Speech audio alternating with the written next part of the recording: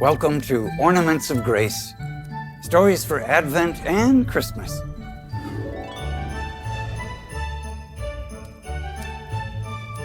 A reading from the book of the prophet Sirach. You were destined, it is written, in time to come, to put an end to wrath before the day of the Lord, to turn back the hearts of fathers toward their sons. Blessed is he who shall have seen you and who falls asleep in your friendship. Daniel Green was a good student who graduated from high school. He had a black belt in karate, and he married in 1991. In 1994, his wife of 3 years moved out with their daughter because of Daniel's strange behavior, and she was later granted a divorce. When this happened, Daniel tried to burn the house down and was sent to a psychiatric center where he was diagnosed with schizophrenia. He had nowhere to go when they released him from the center, and his father, Raymond Green, took him into his home. He loved his son, and he didn't want him to end up on the streets without proper care. Raymond tried unsuccessfully to get his son the kind of help he needed, and when Daniel's symptoms grew worse, Raymond tried to get his son committed to the mental hospital, but he couldn't do so for any length of time. His son was routinely released. So Raymond kept his son in his home, even though it was very difficult at times. One August night in 2013, Daniel took a semi-automatic handgun and killed his mother, his sister, his 16-year-old niece, and his 6-month-old nephew. When the police asked Daniel why he had done this, he said his family was keeping him from his true love, a celebrity.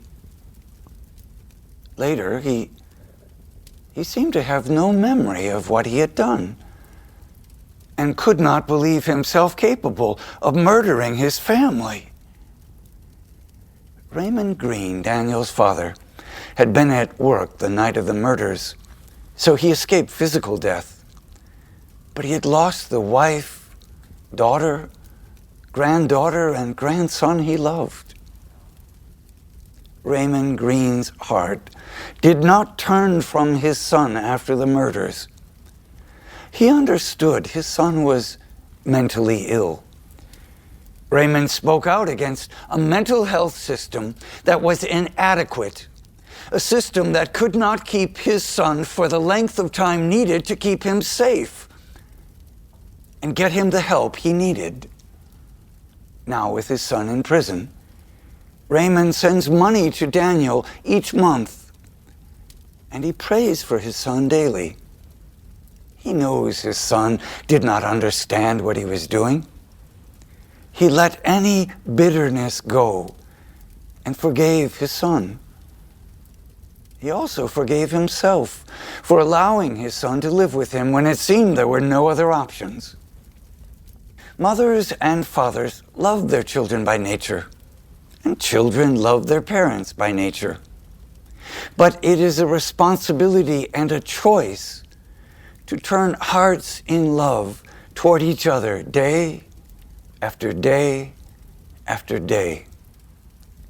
Children can obey their parents, care for them, be grateful to them. Parents can give their children love, energy, direction, and a feeling of hope in their lives. It's not easy when life presents big problems such as Raymond and Daniel Green faced. Yet with trust in God's unconditional love for us and relying on that love, we can turn our hearts to work together through our sorrows and struggles so that all may eventually be healed.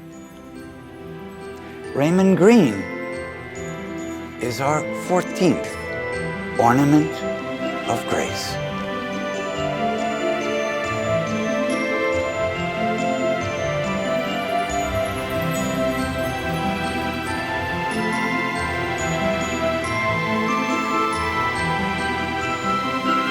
You are destined, it is written, in time to come, to put an end to wrath before the day of the Lord, to turn back the hearts of fathers toward their sons.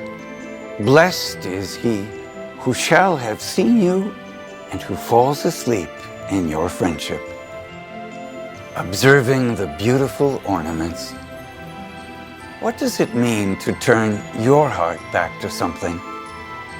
What does unconditional love, as God has for us, mean in your daily life? Shalom World Podcasts is now available on all online platforms, including Apple Podcasts, Spotify, and others.